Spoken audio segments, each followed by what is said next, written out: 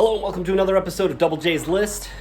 Today, going to tackle an issue I've been having with the LX. It's got a fuse that keeps blowing and turning on the battery light. Let me change camera around over here. I took it to a mechanic because I couldn't figure out why the battery light was on. And they discovered that underneath here,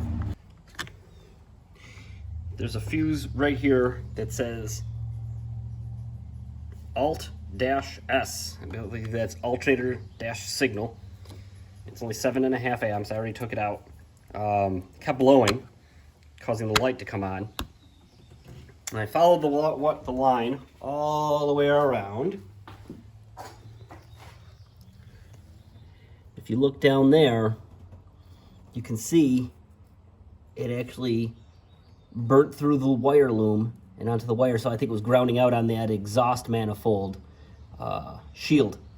So I'm just going to cut some of it away and replace the insulation with some electrical tape, and I've got some new wire loom just to stick over that, and I'll tape that on, and then I'll zip tie it out of the way to keep it away. It looks like this bracket that holds the clip actually rusted apart.